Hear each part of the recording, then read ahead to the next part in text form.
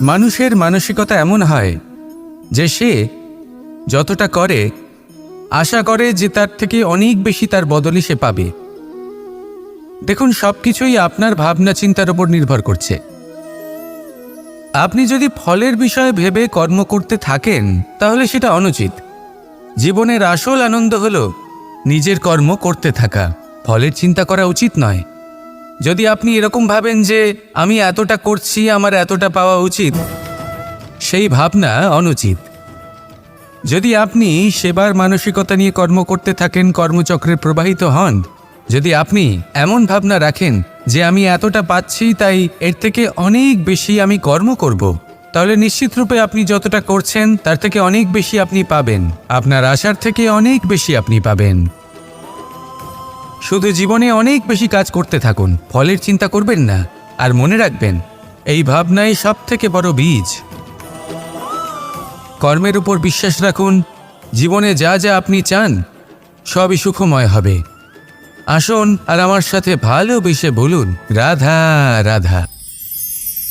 মানুষ তার জীবনে দুই ধরনের পরিস্থিতিকে খুব ভয় পায়।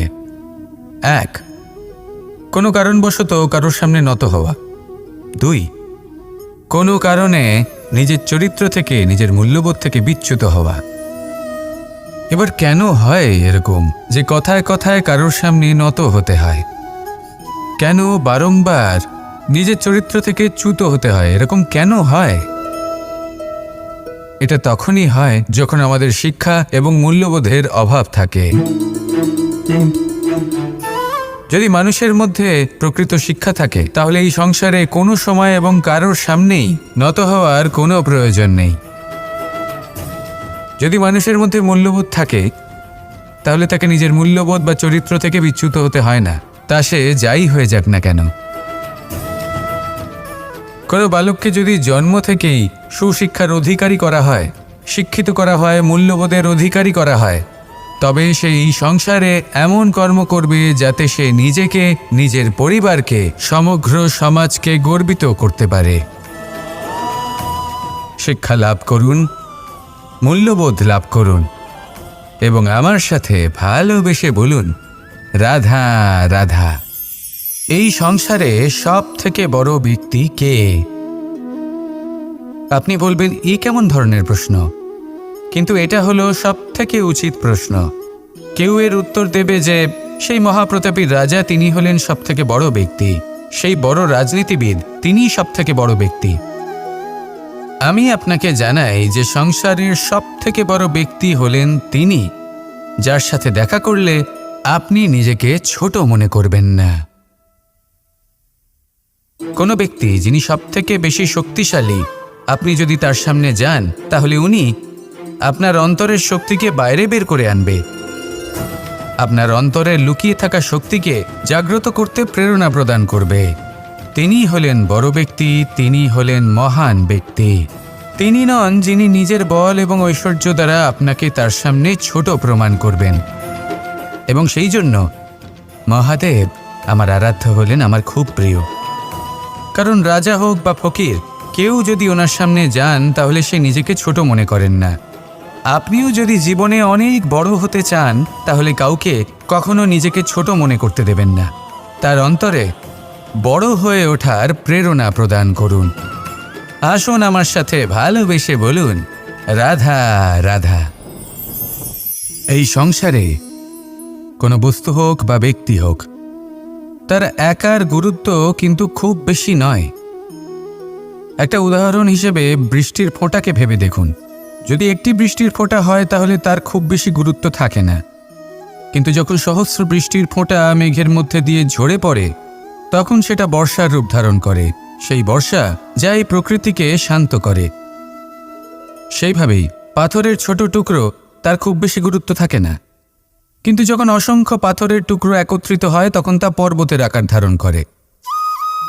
সেইভাবেই কিছু মানুষ যখন একত্রিত হন তখন তৈরি হয় পরিবার, কিছু পরিবার যখন একত্রিত হয় তখন তৈরি হয় সমাজ, যখন অনেক সংখ্যক সমাজ একত্রিত হয় তখন তৈরি হয় রাজ্য। এবার এই রাজ্যের সব থেকে গুরুত্বপূর্ণ ব্যক্তি হতে পারেন রাজা, কিন্তু তাও সেই রাজা একা কিছু করতে পারেন না। যুদ্ধ লড়ার সময় তারও নিজের সৈন্যদলকে প্রয়োজন পড়ে। কিন্তু এই সংসারে এমন একজন ব্যক্তি আছেন যিনি একাই সব কাজ করতে থাকেন, এবং সেই ব্যক্তি হলেন মা।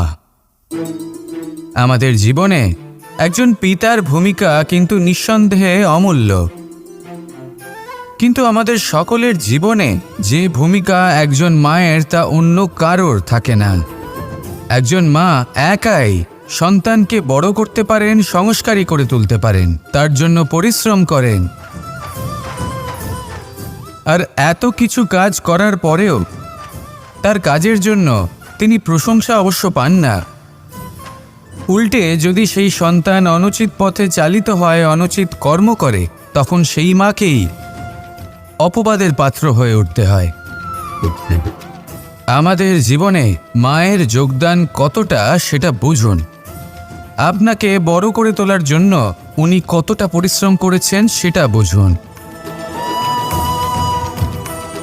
আজ থেকে, এখন থেকে, এই মুহূর্ত থেকে মাকে সম্মান করতে শিখুন। যখন সময় পাবেন, যখন সুযোগ হবে, তখন তার প্রশংসা করুন, ওনারও ভালো লাগবে। আর মায়ের এই মমতার জন্য, তার এই ভূমিকার জন্য আসুন সবাই মিলে আমরা তাকে প্রণাম করি, আর সকলে মিলে ভালোবেসে বলি, রাধা রাধা। কথায় আছে যে এমন কোনো অক্ষর নেই যার দ্বারা কোনো মন্ত্র হয় না, এমন কোনো বনস্পতি নেই যা নিজেই একটা ঔষধি নয়, পৃথিবীর এমন কোনো ব্যক্তি নেই যার মধ্যে কোনো যোগ্যতা থাকে না। শুধু প্রয়োজন হলো যে ব্যক্তিকে আমরা খুঁজে চলেছি তাকে সঠিকভাবে চিনে নেওয়া। যদি তার যোগ্যতা, তার বিশেষত্ব আমরা বুঝতেই না পারি, তাহলে আর লাভ কি রইল? এই সংসারে এমন অনেক ব্যক্তি রয়েছেন যারা ছোট ছোট অসফলতার কারণে আপনাকে এটা বলে দেবে যে আপনি কোনো কাজের নন, আপনি হলেন মূর্খ, আপনি কিছুই করতে পারবেন না। এইসব কথায় কখনোই বিশ্বাস করবেন না, কারণ আপনি এবং প্রত্যেকটি জীব এই পরমাত্মা এবং এই প্রকৃতির সৃষ্টি, যা অত্যন্ত বিশেষ। যদি আপনাকে উদাহরণ দিই, তাহলে একদিকে আছে তরোয়াল, একটা বড় লম্বা তরোয়াল, যার দ্বারা যুদ্ধ করা যায়, জয়লাভ করা যায়। আর অন্যদিকে রয়েছে একটা ছোট্ট সূচ, কিন্তু যে কাজ একটা ছোট্ট সূচ করতে পারে তা একটা তরোয়াল দ্বারা সম্ভব নয়। এর অর্থ হলো এটাই যে প্রত্যেকটা রচনা অত্যন্ত অমূল্য এবং অত্যন্ত বিশেষ হয়। তাহলে বিশ্বাস রাখুন যে আপনি অত্যন্ত বিশেষ একজন, আর প্রেমের সাথে বলুন, রাধা রাধা। পঞ্চতত্ত্বের মধ্যে দ্বিতীয় তত্ত্ব হল ধরণী, ভূমি, যাকে আমরা ধরণী মাতা বলি। এই ধরণী ধৈর্য ধারণ করে, আর এর ওপরেই আমাদের সমগ্র সংসার নির্ভরশীল, কারণ এই ভূমি সহ্য ক্ষমতা রাখে। এর সহ্য ক্ষমতা হলো অপরিসীম। সন্তান যতই আঘাত প্রদান করুক না কেন, প্রেমপূর্বক সহ্য করে, আর তার বদলে অমূল্য রত্ন প্রদান করে। সন্তান যদি হাল চালায়, তাহলে তার বদলে তাকে অন্ন প্রদান করে। এটাই হলো ধরণী। এবার এর থেকে আমরা কি শিক্ষা পেতে পারি?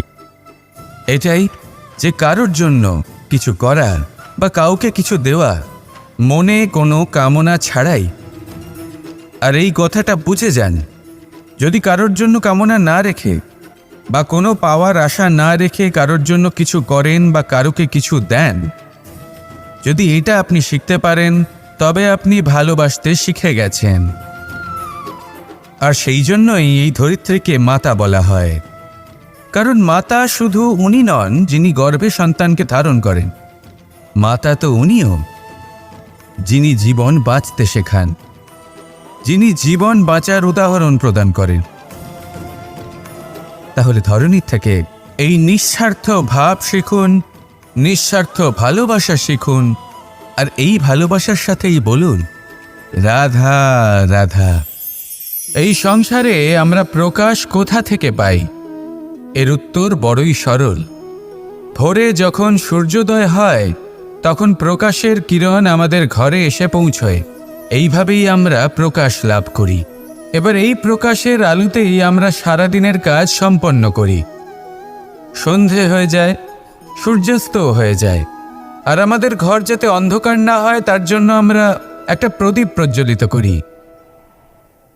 এটাই ঘটে আমাদের জীবনেও।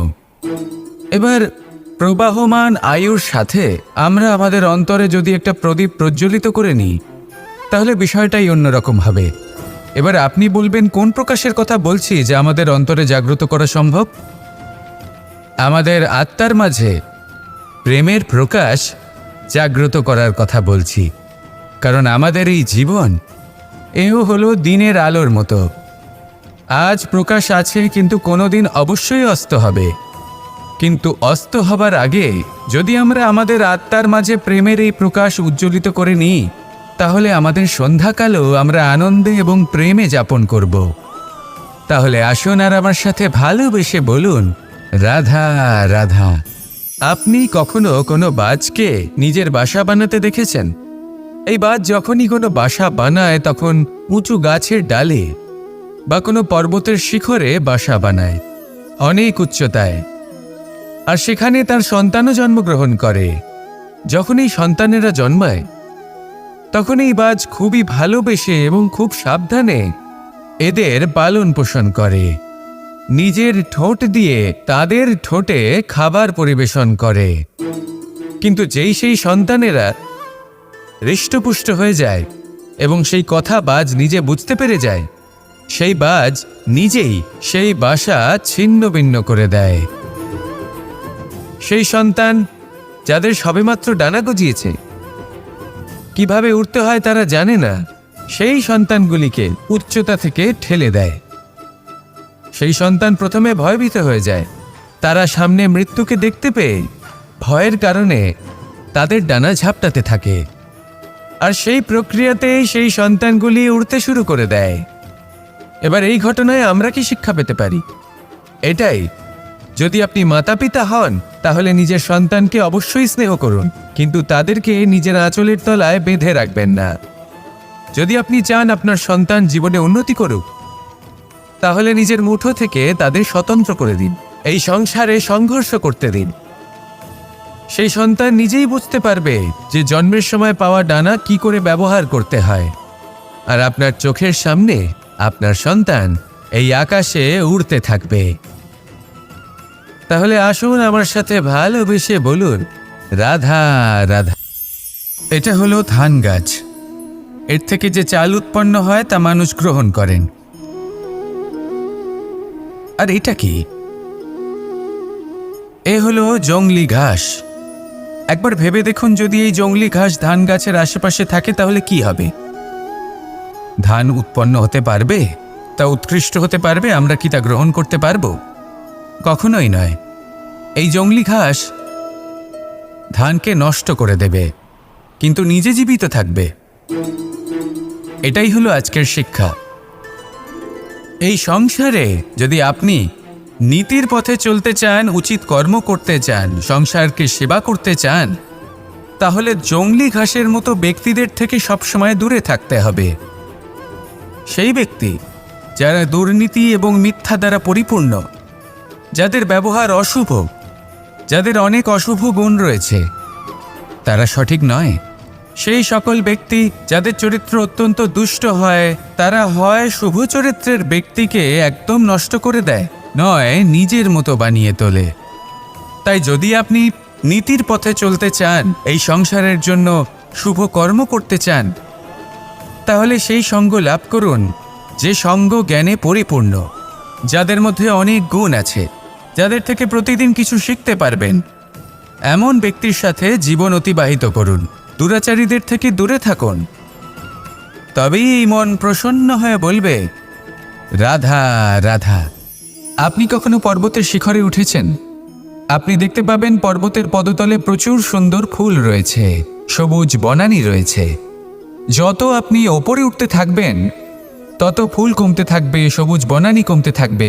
আরও কিছুটা উপরে উঠলে কাঁটা জাতীয় গাছ দেখতে পাবেন, শুকনো গাছ দেখতে পাবেন, আরও যদি ওপরে ওঠেন তাহলে পাষাণ দেখতে পাবেন, আরও ওপরে উঠলে হিমখণ্ড দেখতে পাবেন। এই যে পর্বত, তা মনুষ্য জীবনের সবথেকে উত্তম উদাহরণ। মানুষ যখন সাফল্যের শিখরে পৌঁছতে চান, মহানুভবতার শিখরে পৌঁছতে চান, পথে যত আস্তে আস্তে ওপরে উঠতে থাকেন, ততই ভৌতিক বস্তু তার থেকে বিচ্ছিন্ন হতে থাকে। যদি তিনি সেই ভৌতিক বস্তুগুলি ত্যাগ না করতে পারেন, তাহলে কখনোই সেই স্থানে পৌঁছতে পারবেন না।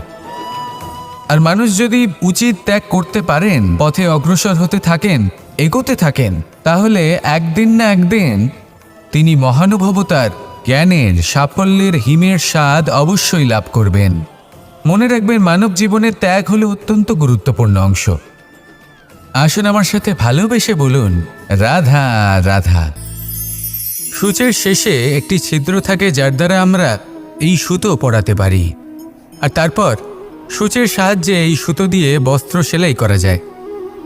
কিন্তু যদি সুতোটা সোজা করে ধরা না হয়, তাহলে সূচে কখনো এই সুতো পরানোই সম্ভব নয়। যদি এতে কোনো গিঁট পড়ে, তখন তা কখনোই এই ছিদ্র দ্বারা প্রবেশ করা সম্ভব নয়। ঠিক এইভাবেই যদি আপনি কারোর জীবনে প্রবেশ করতে চান, কারোর অন্তরে প্রবেশ করতে চান, তাহলে আপনাকেও সহজ থাকতে হবে। এতে কোনো গিঁট থাকলে চলবে না, অর্থাৎ মনে যাতে কোনো মালিন্য না থাকে, যেন কোনো কুচিন্তা না থাকে। যদি এসব থাকে, তাহলে আপনি কখনো কারোর জীবনে প্রবেশ করতে পারবেন না। আর যদি কোনোভাবে আপনি প্রবেশ করেও যান, তাহলে তার মনে ঘর করতে পারবেন না। নিজেকে এই সুতোর মতন করে তুলুন, সহজ। মনে যেন কোনো কুচিন্তা না থাকে, সবার প্রতি যেন সদ্ভাবনা থাকে, শুভ চিন্তা থাকে। এমনটা করতে থাকুন। এমন একটা দিন আসবে যেদিন এই সমস্ত সংসারের ব্যক্তির মনে আপনি বাস করবেন, আর তখন এই মন প্রসন্ন হয়ে বলবে, রাধা রাধা।